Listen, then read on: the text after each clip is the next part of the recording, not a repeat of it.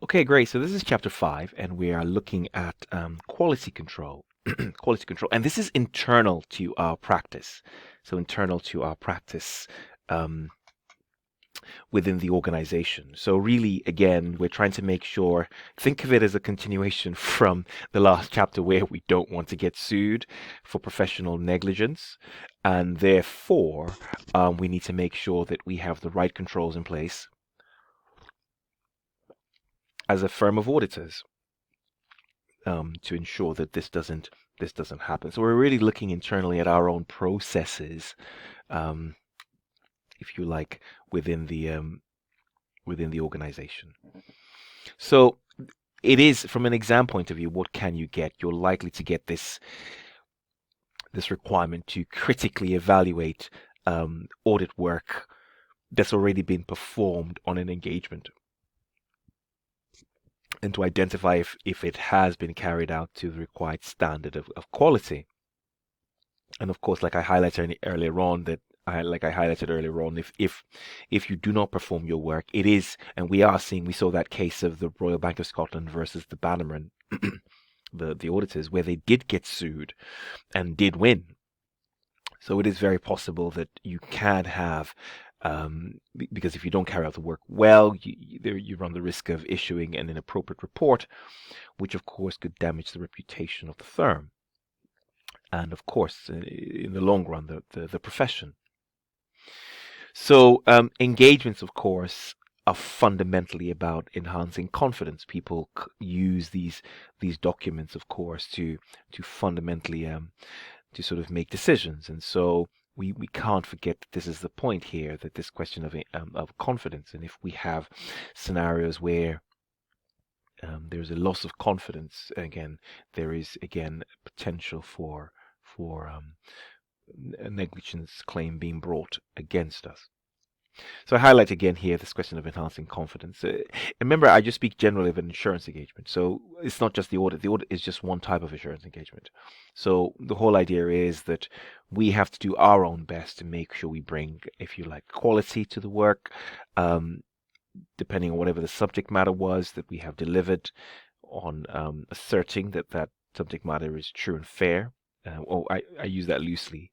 Um, and again, like I say earlier, failure to do so would mean that we would have issues.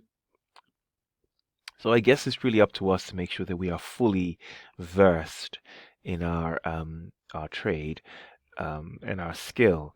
So having the right skills, making sure you have the right knowledge, you're aware of the standards, we know what the tests are, we know what the procedures are, we understand why we're doing those procedures, and we apply all the ethical principles when going in to look at this picture.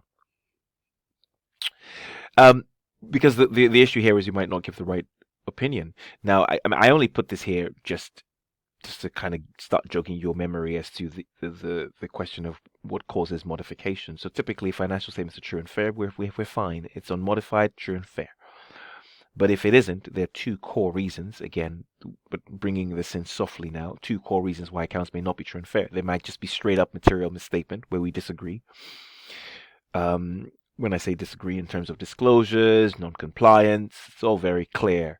And we have this sort of spectrum of material but not pervasive leading on to material and pervasive. So we're sort of given this qualified opinion which says the accounts are true and fair except for this particular area we're not happy with, moving into there. As opposed to the other reason why we may not be happy is just we just don't have enough evidence sufficient. We can't find enough evidence. And we have exactly the same spectrum, but two different reasons causing that spectrum.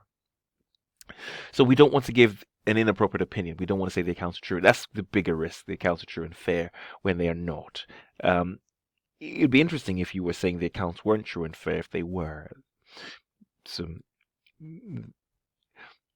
so in terms of quality control, the areas that are thought about in terms of how does an organization enable or establish quality control within its organization. So there's sort of, you could almost kind of think of it as any organization, really, if you're, talking about quality control. You could almost think about it as compliance. We were talking about compliance from the point of view of the client in the earlier chapter, but now we're almost talking about compliance, if you like, from the point of view of the auditor.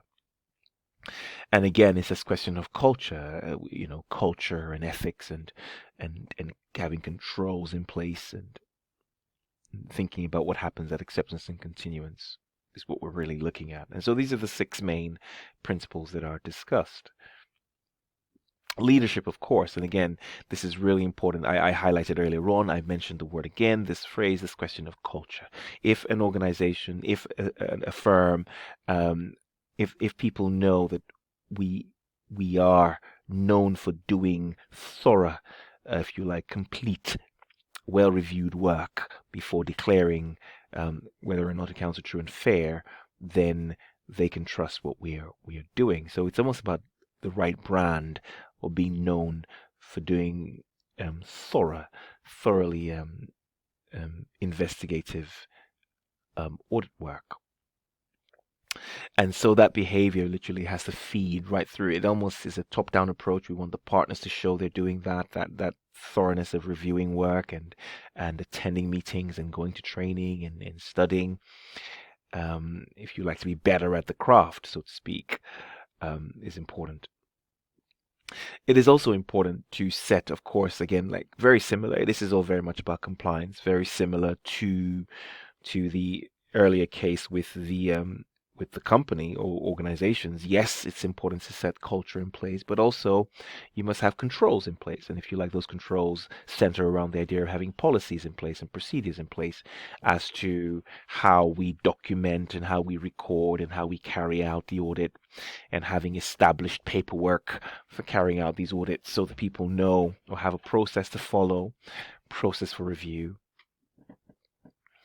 And of course, having the resources to enable this quality control to be in place. Quality control means that you will do the work, you will do training, you will have people review the work afterwards, and then really you will have other people review the work later on for control.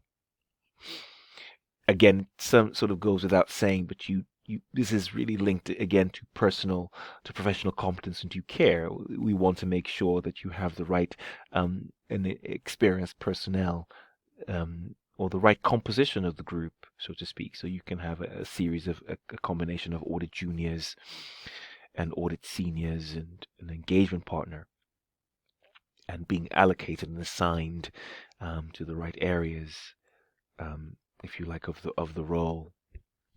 Critical, of course, to all of this is having the right hiring in and bringing in the right firms, which is why firms are always very excited about bringing in well qualified and well suitable people into their organization, and will pay for them to come in. And you will have these milk rounds and whatever, all the different rounds to bring in people who actually can do the job. And then, of course, so HR is central, extremely central, if you like, to a lot of this.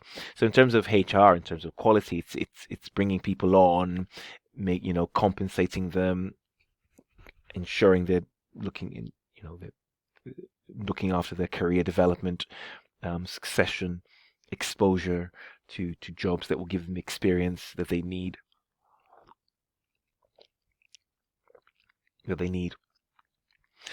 I mean, I only put this here because at the top of that pyramid, when you're dealing with audits or engagements, is the engagement partner, who must be skilled at being able to choose the right parties within the audit process, so that the entire job is done well.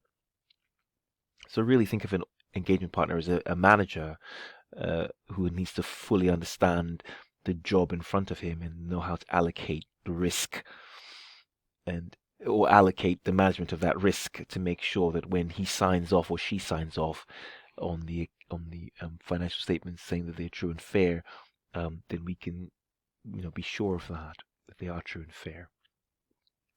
So just focusing on the role of the engagement partner, because this, of course, is all part of quality control, because an engagement partner is the head of a particular audit assignment, or an engagement assignment, should I say.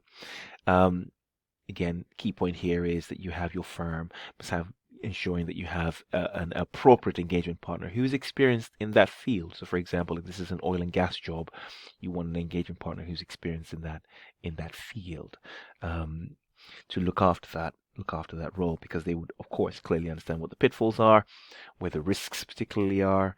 They understand the industry. They know what the benchmarks are. They'll be able to spot fluctuations easily when carrying out the analytical reviews almost immediately, and then focus in on where time should be spent during the audit. So we want to be clear that we want an engagement partner who's competent, capable, and of course has time to perform the role. And the engagement partner, of course, wants to make sure that, like I mentioned earlier on, they have the right staff, relevant knowledge and experience, and training. Cool, great stuff. I think that's the good first part of this, and then I'll carry on in the next video.